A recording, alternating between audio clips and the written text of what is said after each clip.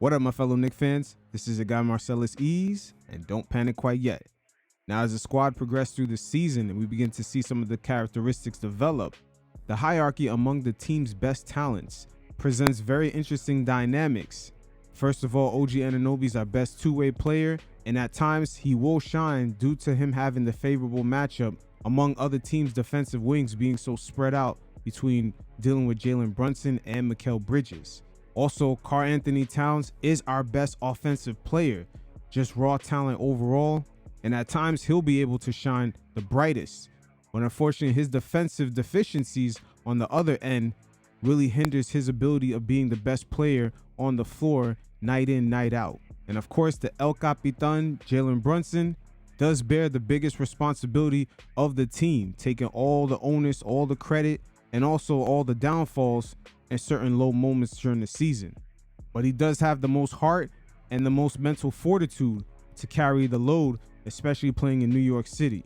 So in this segment right here, we'll take a look at how some of these guys were able to build up chemistry and perform while having certain favorable matchups. And also we'll touch base on some of the blunders on the defensive end, especially in transition, as right now the chemistry is not looking right. We're giving up way too many buckets with very questionable communication within those sequences. But hey, it's going to be a long ongoing thing throughout the season, as guys are going to keep tweaking the chemistry and making their adjustments. So NYC is going to have to display a bit of patience with it. But I'm not going to say no more. Let's just get to it. Earl Monroe has become one of the outstanding players in the league in his initial season. He dribbled with the ball as if it was a yo-yo. You can't teach what Earl Monroe did. Earl was born with that dip in his hip, that glide in his stride. I'll go right. Again, this season, the hierarchy is going to be real interesting on this team, because nights like this, with Towns going up against Vooch, this is a mismatch. And Towns opens up this matchup, just making his threes, kind of spreading Vooch thin, and then he's going to begin to work his magic to catch him off the dribble. Again, right here, check out in transition, Vooch, like most centers in the league, they're used to making their way down, but Towns is pretty much almost the last guy to trail, and he's going to catch him off guard, just straight up pulls up. So that right there is going to begin to open things up for Towns. And that's why I said this season, it's going to be interesting with the hierarchy, because we all know Towns has the raw talent offensively just to go off. But with OG being, spread out among the perimeter, and teams dealing with Mikal and Brunson, sometimes OG is going to have the favorable matchup, but he's not the most gifted offensively. But his ability to finish, especially once he gets down in the post, it's A1. Same thing for Brunson. He is the team captain. Sometimes he's going to get the favorable matchup going against weaker guards. So he's able to take him off the dribble and cook and penetrate and draw fouls or, get buckets. So this is going to be an interesting dynamic that we'll see play out from game to game. So after Towns makes all those threes, look how close Vooch gets on this closeout. He's afraid of him just pulling up again. Now Towns, being very athletic, just going downhill.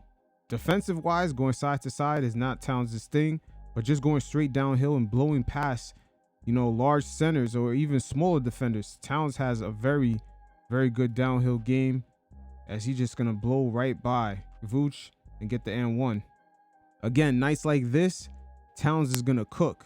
And Brunson has displayed, a non-selfish approach to the game, where he's going to recognize the mismatches and let other guys cook. That's the beautiful thing about this team.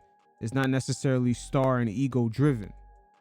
Here's a prime example of Towns blowing by the smaller defender. See, Towns going downhill. He's a complete different player. That speed and agility, he has it. But if only Towns could, use some of those superpowers on the defensive side, the Knicks will be in the A1 position right now. Again, here's a combination play right here. Towns is the last one to trail. So normally he'll pop up and catch Vooch lacking. But right here, you're going to see a combination. There's a threat of a shot. And now Vooch, he's real uncomfortable being this high up. He's not a person who could, trail back and vertically challenge guys. So Cat recognizes that and he takes him to the cup. It's too easy for Cat. Once again, it's matchups like this where the Knicks are fortunate enough to have players that are going to let Towns and other guys cook based off of their matchups. Nobody's ego driven. It's all about their brand. They have to get their points per game. None of that shit that we used to see in the past. I'm not going to call out no names, but we've had players like that, and we've seen the results. Winning wasn't really a thing from night to night. So even in the matchup against the 76ers, Towns was in a favorable matchup. Embiid once again in drop back coverage off this pick and roll with Mikal going downhill. But it's really the job of Kelly Oubre, Paul George, and Martin and Kyle Lowry to keep recovering, as they're going to keep him down here in this position.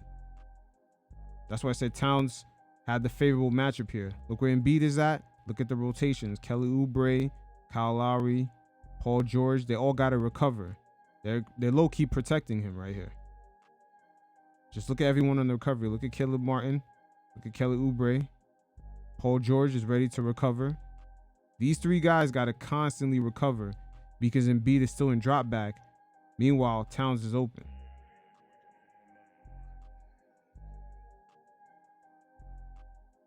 So versus the 76ers, OG is really the one that had the favorable matchup. He should have been option A on offense. But because the way Embiid just his lethargic play, Towns also drew a favorable matchup, which you wouldn't really expect because, of course, it's Embiid. He's quote-unquote supposed to be a superstar. But due to his questionable load management and all that, Towns low-key drew a favorable matchup in this night. And DeAndre Drummond also, he plays very similar to Embiid on defense with that drop back coverage. But later on, we'll go over OG actually being the A option on the offensive end during this night. And that's the beautiful thing, going from game to game. Different guys going to be able to cook. And this team being so unselfish is going to cause a lot of problems for teams. It's kind of cute right now because guys are kind of being humble. They don't want to go off on certain nights, coughing up the chance to probably even drop 45. But as the season progresses and the hierarchy begins to get set, things are going to be a lot different. Now, Embiid right here in transition, just like Vucevic, he's going to naturally trail back because, of course, he's guarding the center. And that's what most centers in the league are used to doing. But Towns is going to catch him lacking. And now the setup could begin because the next step to this is Towns attacking him straight off the dribble. So this time on the JB Brunson pick and roll, we got Andre Drummond trying to hedge. And just look at the players left over. Kyle Lowry, Paul George. I want to say an older Paul George. Not going to really be as effective this season. But Towns quickly attacks his closeout. This is easy money for him too. And just one more time, looking at this pick and roll between Brunson and Towns. Just as soon as Towns attacks it, look at the matchups. Kyle Lowry is on OG. And Paul George is on a non-shooter. That's already a sign that Paul George has lost a step or two on the defensive end.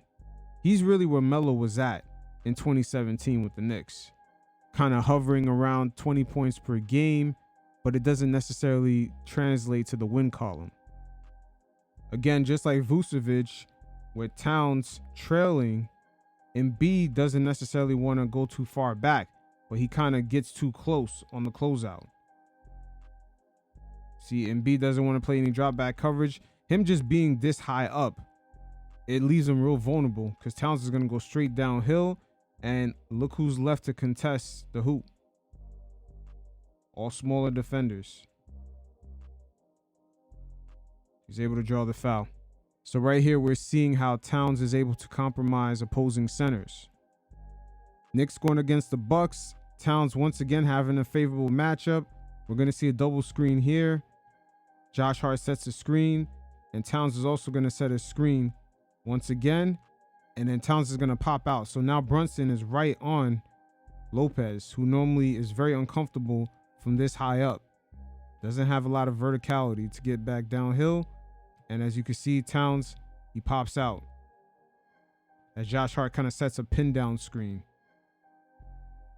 But just Towns getting the three-point shot going early, it opened things up for him. Very similar to the situation with Joel Embiid and Vucevic. Now he's going to attack, going straight downhill, taking these guys to the rack straight off the dribble. Knicks in transition. Remember, Towns has already burned Lopez numerous times by being the last one trailing and just pulling up. So Lopez is in no man's land. Very uncomfortable out here. Look how wide open the paint is. And Dame, low-key, is the low man next to Tyrrenian Prince. And look how wide open the lane is. Wow.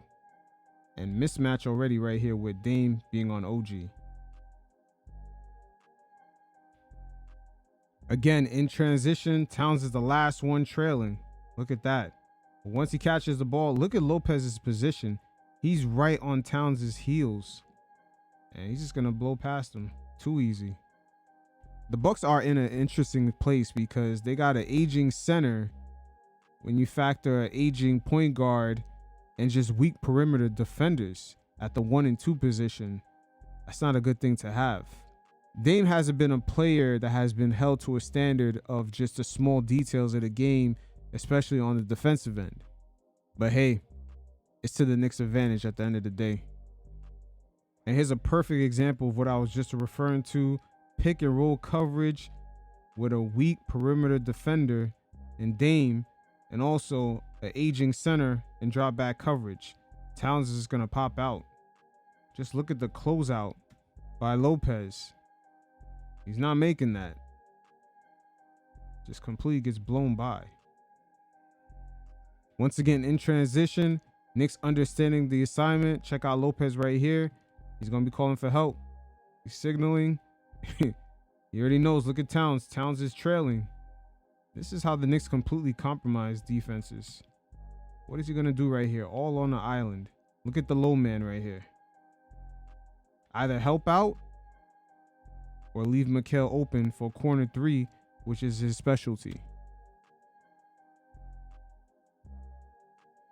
Now Towns going up against the Pacers and Miles Turner. He is the A option right here, as Miles Turner is on the island. And look at the spacing. Look at the low men. They're super small, and Towns just blows right past them. Once again, that 3-point shot Towns has, it opens things up for him. Defenders really want to close out on that, and these centers is leaving them exposed to dribble penetration. Again, Towns on the empty side, left one-on-one to go up against Turner, and he's just a lot to deal with. He gets the and one. And with Towns being an A option in this matchup, there's things that's not going to pop up on the stat sheet that he's going to get credit for. Is right here, just him being a threat on this pop out is going to generate beautiful offense for the Knicks. As you know, everyone's going to try to recover right here because he's been on fire from 3. But just him being a threat right here creates for easy offense for the Knicks. As Josh Hart is not able to convert, but you get the picture. Let's look at it one more time. Pick and pop. Look at Josh Hart. There's one more pass available. If he could thread the needle on the baseline, there's one more pass to OG right in his spot. But you get the picture. Just the threat of Cat on that pop out creates for easier offense. Again, Towns trailing. He's the last offensive player to get back. Look how close Turner is. Turner is very close to him. And this is the threat of the 3-point shot is that bad. But the blow by is even worse. Because Towns does have that ability. Look how he completely blows by him as he draws the foul. Now in this matchup, the Brooklyn Nets had not only their starting center out, as well as their backup. So Karl-Anthony Towns was the A option here, as he was completely eating good. Nothing but barbecued chicken out there for him. The Nets just being so small, they got Finney-Smith on Towns, and now the Knicks are running multiple actions. Brunson does a little cross screen with Bridges. Towns with the fake dribble handoff, and now he can just go to work. Space opens up for him. Look at OG in the corner. You got Simmons as the low man, and look how close Finney-Smith is on Towns. This is a blow by in the making right here.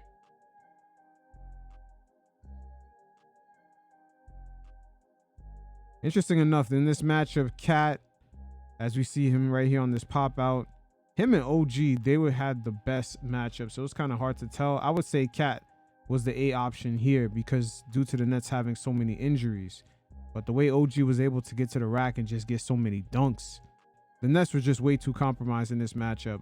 But again, Towns right here on this pop out, he's going to attack this closeout. And look at all the small defenders on the floor. Like, guys don't really even stand a chance. It's just too easy. So as the Knicks went up against the worst team in the league with Alex Sarr and the young Wizards team, you know, they have quite a few 19-year-olds that are just kind of learning the ropes of the game. But they got into different bags because with Towns, of course, being the A option, just dominating these guys in the post, we're starting to see a lot of plays from last season. As Towns right here, check out the way he sets his screen. You don't know how he's setting it right here. Look at Alex Sarr looking at him. He doesn't know which direction it's coming from. Look how he sets it. He goes completely over. And now that the defender's completely caught, and now this is a nice little pick and roll between the two. But that right there sounds so small, but this is when you start to see guys really get the chemistry down right. And once again, it's real early in the season, but just to see Towns starting to set very similar screens as Hartenstein, you never knew which direction it was coming from. And going against the last place Wizards, it's not a bad matchup for guys to start kind of going through their Rolodex of plays. Once again, we're getting a lot of reminiscent from last season. Check out this flat screen set by Towns right here, directly behind the defender. He's going to get caught, very similar to what Hartenstein used to do for Brunson. He frees him up with a lot of space to attack. And as soon as guys get in their corner, defenders are going to be compromised. But Brunson, of course, with his pull-up game, much improved, he knocks it down. But as the season progressed, Brunson and Towns, their chemistry is going to be right. Towns is going to know what direction off rip that Brunson wants to go in. He's going to get a better feel for it. As we seen Hartenstein at the end of last season kind of get that feel for Brunson during the months of, I would say, April, March, May, going into the playoffs, and everything kind of came together in that series against the Philadelphia 76ers. Now, when it comes to OG this season, we've seen him in a few favorable spots. And I would say it was starting in Philly, where he clearly had a mismatch. So he was the primary offensive option for the Knicks.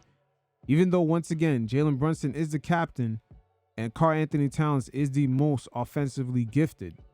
But just something this season is quite different about OG. I don't know if them James Dolan checks cleared and someone took him down away from Westchester. Maybe took him to Starlets and he's feeling brand new, but he's definitely got an NYC glow to him nowadays. And he's looking real comfortable in this offense. He's right here on this closeout. Look at Kyle Lowry. He just leaves him in the dust. And OG with the pull-up. This is way different than what we saw last season. He was trying to find his spot on the team. Usually, he didn't really have an offensive bag that he was really going to, even in the Raptors. But it was something that he was really developing. Only thing is that his health was kind of hindering him from staying on the court consistently enough to develop it. Philly this season just being so top heavy, outside of Paul George, Maxey, and Embiid, they kind of have a bunch of minimum salary players and a few two-ways and rookie contract guys. Look at OG right here. Push away this smaller defender. It's just way too easy. Just look at OG on this closeout. Look at the rim protection. This is the beauty of having Towns this season. Embiid used to give us a lot of issues down low. Nowadays, we're just so spread out, they're completely compromising the 76ers rim protection. Knicks in transition. Look at OG fully takes advantage of Tyrese. Not even a contest. Knicks right here in transition. OG quickly draws a mismatch on McConnell. And it's just too easy. Man, OG got so comfortable. He almost looks like Mikal Bridges right here. Nice turnaround, Jay. Who's hot is really going to depend from night to night. As OG right here attacks his closeout, and just look at the small defenders. He just kind of gets over on everybody. OG right here showing great awareness.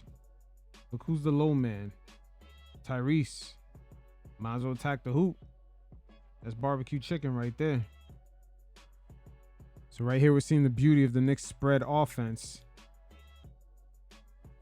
Look at the paint. Dame is the low man. And Right here, Taurean Prince on OG. He's going to take full advantage. Man, too small. But just going back to the Philly matchup, where OG really had his probably best mismatch out of all the games the Knicks played this season with Kyle Lowry. I mean, Philly, even with Tyrese Maxey making his way back, they're going to have issues. But Paul George right here, he's able to bail out Lowry at the last second. OG's not able to capitalize. But the 76ers, just to start off this season, they're not even putting Paul George on Mikal. Podcast P has just been regulated to guarding non-shooters. The mismatches OG had created offense for others, as right here, the slow-footed Frenchman gets blown by and options open up. Deuce is open, Towns is open. But Deuce completely goes on the loose right here. Easy offense. And Philadelphia this season, there's just too many mismatches all around. As right here, Paul George, he's originally guarding OG. Now you have Kyle Lowry on Josh Hart, which he's too small. So now PG has to double. So you see Philly's defense, they're very compromised. Now things are going to open up. Look at OG on the corner. Wide open too. The Nets once again missing their starting center. And Knicks early in transition finding the open man. OG takes easy advantage of Cam Thomas. And once again, the Knicks exploiting the Nets early in transition. Off that spin with the dunk. Man, OG, the amount of dunks he had in this game, you could have swore he wore number 15 when he was on the Raptors. Here's some more plays with the Knicks early in transition, exploit certain mismatches as OG instantly with the spin, and he draws the foul. These are quick, easy points that can beat down teams over time. Because you got Josh Hart attacking the paint constantly. You got Towns popping out for three. You got Brunson on the attack. He could pull up for three or attack you in the paint. Just easy buckets like this by OG, just early in transition with Josh Hart and also Towns. You can see how the Knicks end up beating teams down over time.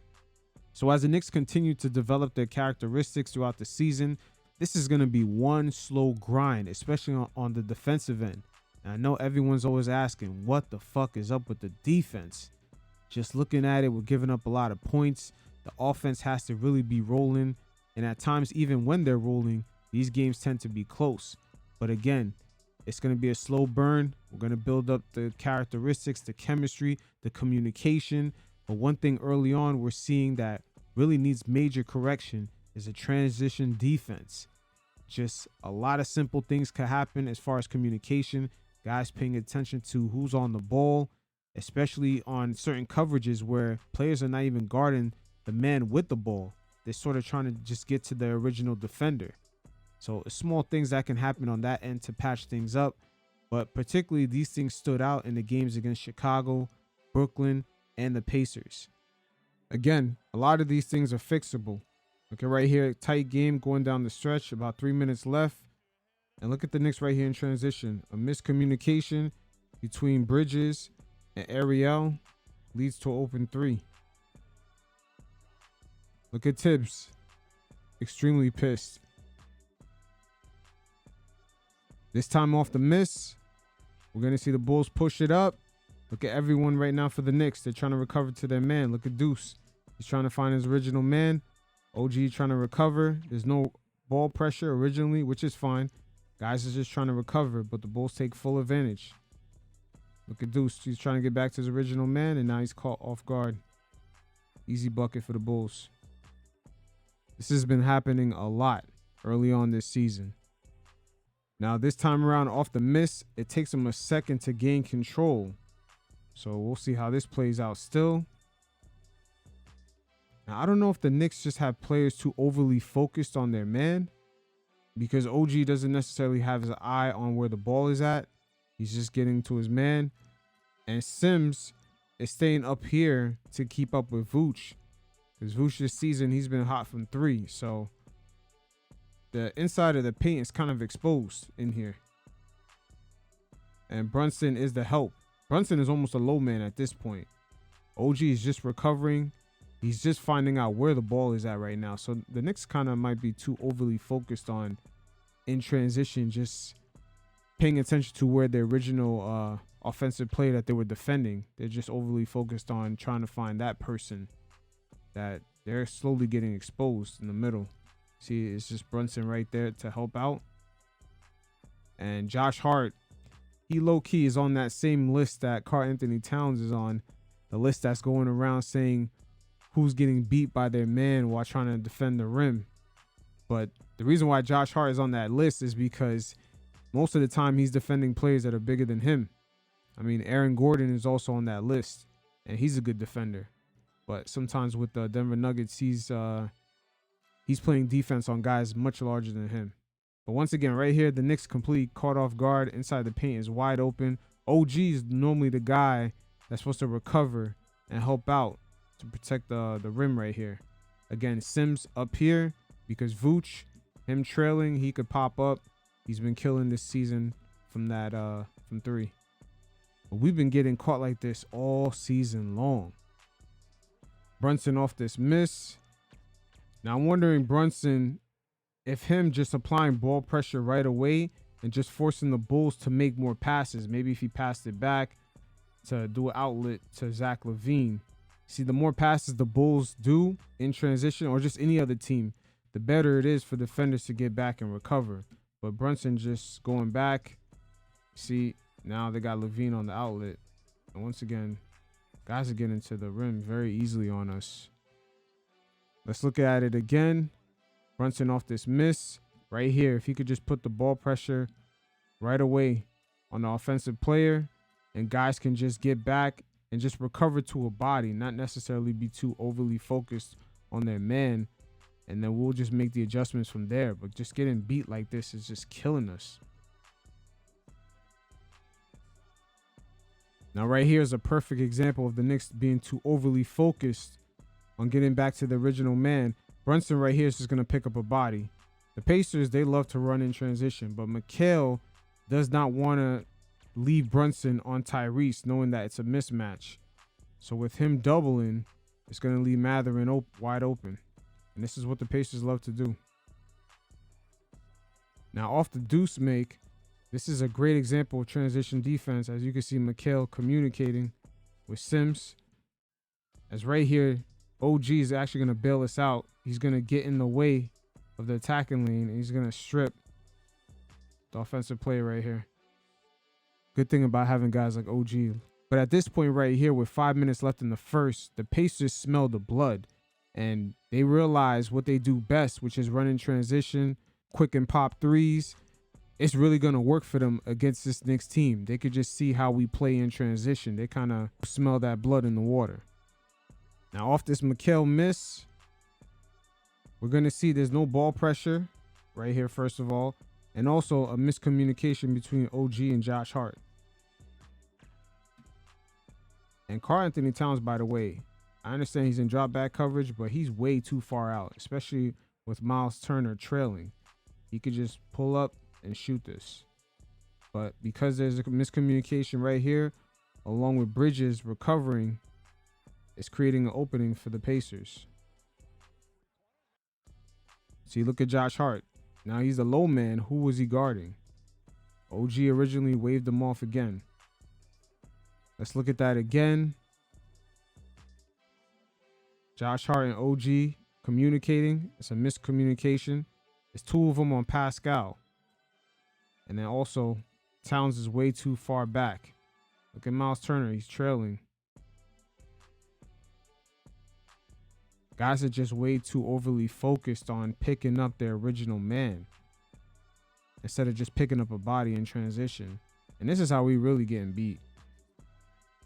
You know, something is definitely up this season, because I don't know if it's the attack of the annoying Reggie Miller clones, but Tyrese Halliburton and Trae Young, they've been really annoying this season, thinking that they're styling on us, not realizing that the Knicks are sort of getting their chemistry right. Guys are trying to find different forms of communication to not step on each other's toes. And as soon as things start clicking, these guys will be in trouble. Again, off another miss. We're going to see nobody apply any pressure right here. No pressure applied at all. And Josh Hart doesn't even take away his attacking lane. Forget his defender. We need to play the ball a lot more. These guys are almost in a triangle position and still can't stop Tyrese Halliburton from going in the paint. Come on. Off another miss. The Bulls, check out White right here. Dribbling from the other end. Look at that, no ball pressure. A man getting up to the three-point line. Not one time anyone applied any ball pressure. And look at OG, by the way. Of course, he's locked in on his man, but there's no awareness of where the ball is at. By the time OG turns around, my man's already at the cup. Let's look at that one more time. Look at the wide open space Kobe White has to get ready for liftoff. He has a complete runway. Nobody's pressing him at all. Now off this Mikal miss, we're going to get a mismatch right here right away. Patrick Williams on Mikal Bridges, the much bigger Williams. He's going to start to drive. Sims, you got to pick your poison, because right here, Jalen Smith is just the average shooter. So Sims should have been already in a better position to not let Williams thread the needle right here and get to the hoop. Shit like that might be just a scouting report, just knowing it. Now right here, even off a make, look at Ben Simmons. Thread the needle right here. Look how many guys are bunched up. But they got Ben Simmons styling out here. All these things are fixable. In this circumstance, communication is key. This time around, off a rebound. And look at the positioning of Karl Anthony Towns. So right here, Josh Hart on the closeout. Look at Towns' positioning. You got to kind of get over a little bit. Lazy defense. Too easy. Towns looking like Andre Bargnani out there. Oh, man. We don't want to go back to those days. Now the Nets right here secure a long rebound. And in transition, it's 3-on-3. 3 guys behind the ball. 3 guys on the offensive end. But look at Brunson right here. Overly focused on picking up his man only. Look at that. Straight line drive right here. And draws a foul. So we've seen inconsistent communication. And guys are so focused on getting back to the original man that they sometimes forget to apply ball pressure. And they also overlook defenders who are off ball and leave them an open lane to attack. And the most painful games that we had issues with transition defense was against the Indiana Pacers and also the Chicago Bulls. Now right here, as you can see, Towns was knocking down the 3. Look at Jalen Brunson's face, as you're going to see the reason why. Quickly give up another basket in fucking transition.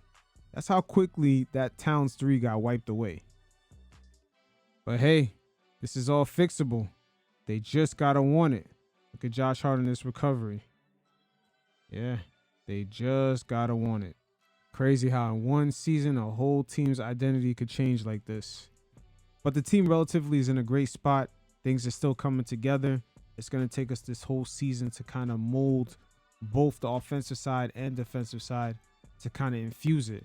But a lot of our defensive angst comes from things that are happening in transition that are very fixable. But at the end of the day, again, we're in a great position, but we're always going to be hovering that line of almost being in the same spot that we are at right now versus being in a spot where you see the Philadelphia 76ers are in right now, where the roster is pretty much very top heavy and 1 or 2 injuries could derail the whole season, could actually shift it into a whole nother gear. But knock on wood, hopefully things stay the course. And I would say, my fellow Knicks fans, don't panic too much. Until next time, you fellas, stay safe. Peace.